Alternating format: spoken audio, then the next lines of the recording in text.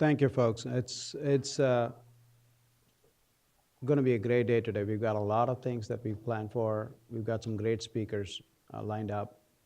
And I'd like to get started with having our first keynote. Many of you may know her. Lisa Gallagher is our first keynote for the day. She's co-chair of the ONC Health IT Standards Committee, the Federal Advisory Committee for helping ONC and CMS with various policy and decisions that would help move healthcare forward. She's also vice president, or used to be vice president of the technology solutions for HIMSS. So somebody whom I've known for many, many years. And is now currently managing director for PwC, healthcare industries advisory, cybersecurity and privacy practice. Without further ado, Lisa. Good morning, everyone. First, I'd like to thank the HIMSS Southern California chapter for inviting me to come all the way out from Washington, D.C. In particular, Sri. As Sri said, we've known each other for a number of years. He's been involved for quite a while at the national level at HIMSS and was on the Privacy and Security Committee for HIMSS for several years. Longtime friend and colleague, so thank you very much for having me. One of the things that I do in D.C. is try to make sure that, for the industry, we're on top of exactly what's going on in healthcare IT and in privacy and security in particular. There's a lot going on. In particular, HHS has a number of important programs through the Federal Advisory Committee that I co-chair, the HIT Standards Committee. We get to track all of those. We get reports on them at our monthly meetings. And that certainly helps, and that also channels our work directly with HHS in a number of areas. Also, there's a bit of congressional activity, in particular around cybersecurity, and the healthcare sector is a focus of some of that work. So that's what I'm going to cover today. But first, I want to start off with a little quiz because, it's 8:15 in the morning. So this is a definition of ransomware. And as you know, this is a common problem at this point in healthcare and in other industries. But this is something that's also gotten a lot of visibility in the press, and therefore it's gotten a lot of visibility at HHS and in Congress. So we are in the process of working with our regulator, HHS, to understand how they're going to look at ransomware in the context of an activity that happens at your organization. So I wanted you to take a look at this definition, because this is the definition that OCR uses in terms of assessing a ransomware incident. So it's malware, and it is specifically malware that encrypts data to keep you, the organization, from accessing it, and it attempts to obtain some sort of ransom to release access back to that data. I'm paraphrasing, of course, so this here. Okay. So this is my question for you. Is ransomware attack in your organization, malware on your network that encrypts data, is that a breach? Yes, no, or we don't know yet until we accomplish an analysis. Okay, so let's do a show of hands. Who thinks that ransomware in your network is a breach? Okay, who thinks it's not a breach? And who thinks that we don't know until we do our own analysis? Okay. Well, those of us who've been around for a while like to talk to the regulators because sometimes we get surprises, right, Mac McMillan? Hi. Mac is a colleague of mine as well. He's your next speaker, actually, and I'm sure he'll be talking about this a good bit as well. We had a conversation last week with OCR about this, and here's what we found out. Ransomware is automatically determined and interpreted by OCR to be a breach. So here's the rationale. And some of you are probably not surprised, but I think it's important to understand the way that OCR looks at these things, and in particular, this particular type of incident. Okay, because the data is encrypted, the data is assumed to have been acquired. So the unauthorized individual has taken possession of or control of the information. And thus it is controlled by that person or that actor and disclosed to that actor. So therefore, going in, if the malware encrypts the data, that's the important part. An encryption of your data happens, and that data is withheld for ransom. This is automatically considered to be a breach. So important to know, but further, OCR says the issue of whether you need to notify about the breach to both your regulator, OCR, and your patients is where the four-step analysis of the notification rule kicks in. So if you can make the case that there's a low probability of compromise of that data, you may not have to notify. But understand that you have had a breach. So this is why we spend a lot of time having conversations with folks at HHS and on the Hill. And at HHS, it's OCR, it's the Office of the National Coordinator, it's the FDA, other parts as well. But this is just a good example and something that we had a really important conversation about last week. So here are the things that I'm going to cover today. And, I have a short amount of time, and I want to allow some time for questions, but I'll be here all day. Mac will be here, Sri as well. We can answer any questions that you might have. So I'm going to cover recently passed federal law. I also am going to talk about some potential legislation, also some hearings and panel meetings that the committees of oversight are having on both cybersecurity and as well in their oversight role of HHS, the kinds of things that they're looking at. Again, we talked about the ransomware activity. We do have some activity around threat data sharing across all sectors. Part of that comes out of CISA, part of that comes out of some guidance from DHS and the HHS Assistant Secretary for Preparedness and Response. And we're just going to briefly touch on what's going on in the states at a high level. Okay? So how many of you are familiar with CISA? A few. So the Computer Security Act was floating around on Congress and sort of on its own for a while. And we got a little surprise last year. It was inserted into the omnibus funding bill at the end of 2015. So it went through without any sort of debate or rewrite or anything like that. Sort of just got attached. But of interest, I think, to the healthcare sector, Section 105 and 106 creates legal authorizations and as well some regulatory protections for threat data sharing. Okay, so the administration and Congress had been encouraging all sectors to not only share information with their ISAC at sort of the national level, but to start doing it more at the geographic level or affinity-based level. And yet industry was saying, hey, we have some concerns here, antitrust and being prosecuted and things like that. So the CISA bill actually said if you share threat data information, so threat indicators of compromise, and any defensive measures that you use, so certain categories of information, then you can receive regulatory relief in a number of areas, which I've listed here in one of the sub-bullets.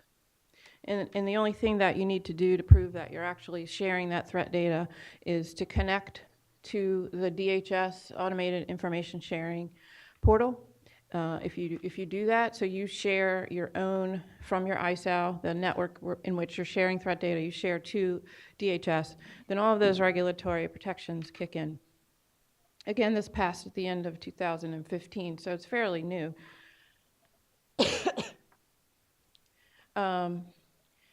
Section 204 is more of an administrative recognition of ISALs as legitimate organizations that do a certain function.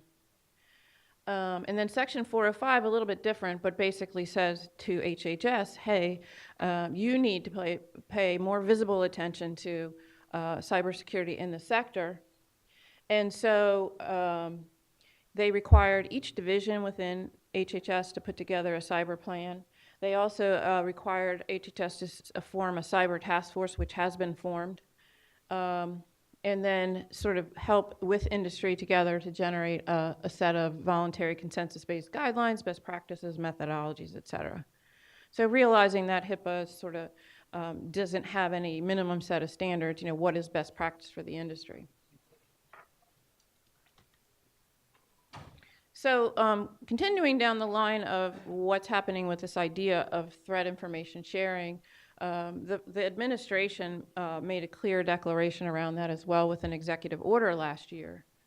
It says, please share threat information with each other and with the NCIC, National Cybersecurity and Communications Integration Center, so that we can do a better job of understanding our threat vectors. The automated indicator sharing program was stood up, including a portal for us to connect to, and an industry body was formed to create ISO standards. At PwC, we have 2 people in our practice who are actually participating. One is a co-chair of one of the committees, and one is a member of another committee. That ISO standards organization is about to publish its first draft standards on, the syntax and the type of data that's sharing, the data model, et cetera, so that we can get comments on it in the industry and have a broader consensus and actually start doing some of this. So in my role at HIMSS, I spent a lot of time working with our government relations group, going up on the Hill, and sort of as a subject matter expert. I'm continuing to do that with HIMSS as a volunteer. So PwC is a member of HIMSS, and I go help wherever I can. And these are the things that I'm aware of that are going on. So in conjunction with the challenges that Congress still feels there are around EHRs, around the certification program, they are forcing HHS by statute to create a star rating system so that buyers of EHRs can actually get some information in 3 categories: security, usability, and interoperability. The Senate Help Committee is trying, I guess, to help guide the industry in terms of meeting with FDA and other aspects of HHS and how do we determine what medical devices are, what are low-risk medical software and mobile apps that can be deployed to patients without FDA oversight. And there's still some challenges in that area, and of course, the Senate Help Committee as well as HHS still struggle with how to manage security depending in anywhere on the spectrum of regulatory oversight. So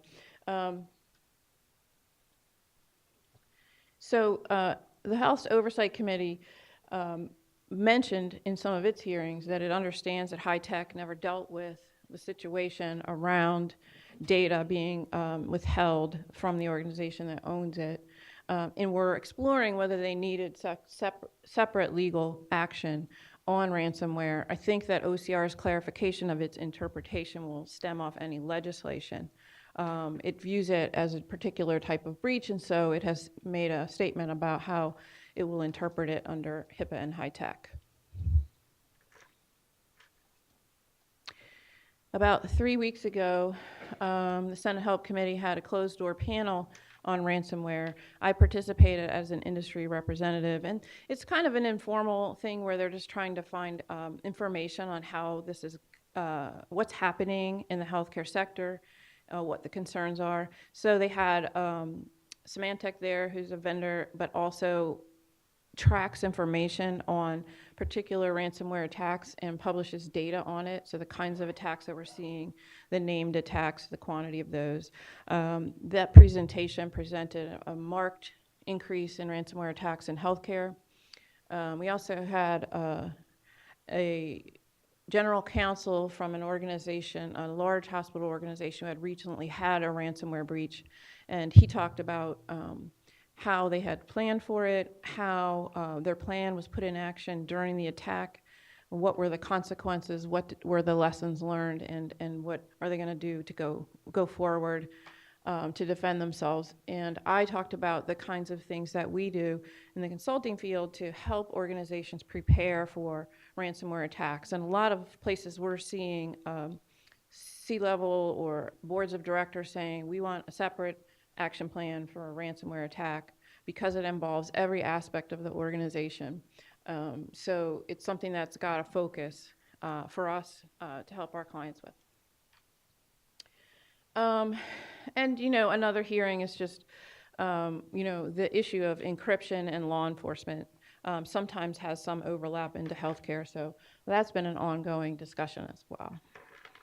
And I'd be happy to take any questions as I go. So I'm not sure, this is a lot, but if you have any questions, we can take them now or at the end. All right, so a lot of activity at the national level around cyber.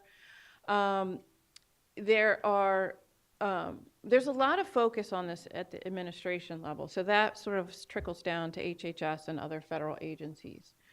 The healthcare sector is one of the critical infrastructure sectors, and so there's oversight all the way to the administration level on the security of this critical infrastructure, basically.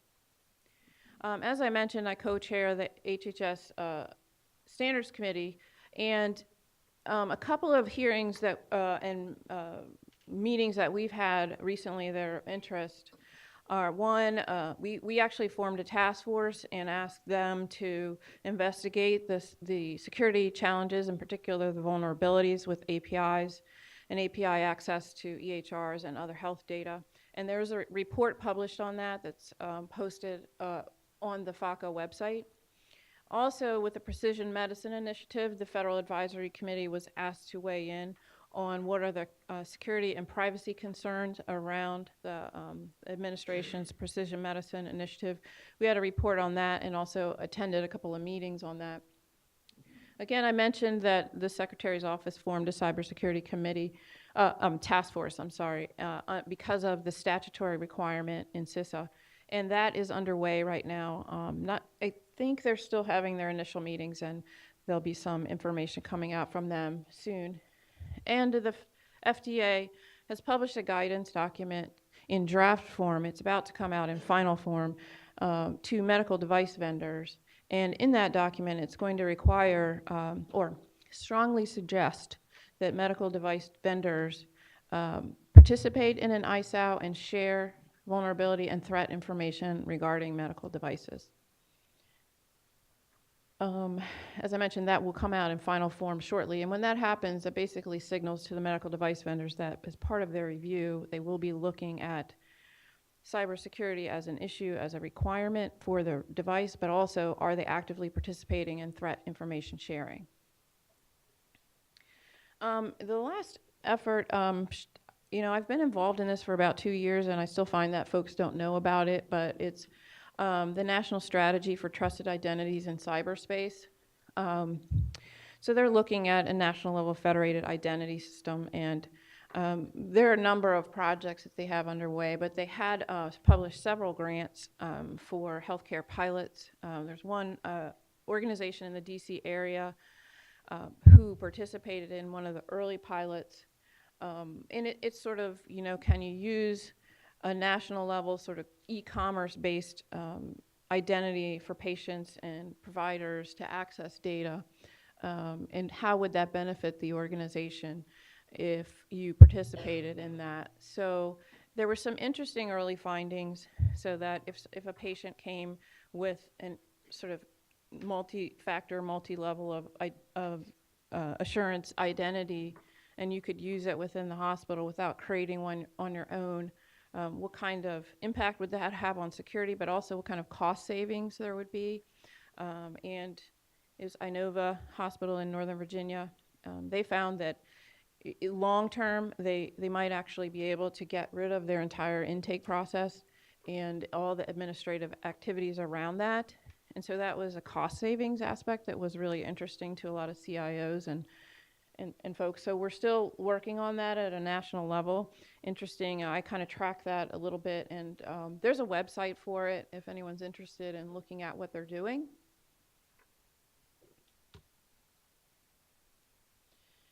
One of the complaints that industry has had for a long time is that it seems like our regulators don't coordinate with each other. So we have overlapping or conflicting regulatory requirements or enforcement regimes, et cetera. So there's actually, in the last few years, an interagency cybersecurity forum between the executive branch agencies, and its mission was to deconflict on their approach to regulating and enforcing cybersecurity rules. And they had, they're providing recommendations, but it's kind of to themselves. Okay, let's deconflict in these areas. Let's provide guidance that helps clarify the overlap, the differences, any conflicts, et cetera. I think that's a really good activity that we've been looking for a while. The FTC published a tool, and it's on their website, and it can basically say, if you're a web tool or a mobile tool developer or user, if you want to understand what federal laws and regulations apply to that particular tool, you can walk through this. It's sort of a diagnostic tool. It just asks a bunch of questions about the application, how it was created, who the audience is, and what it does, and then it tells you, it gives you a table listing of the regulations that apply to that tool or for which it must be compliant.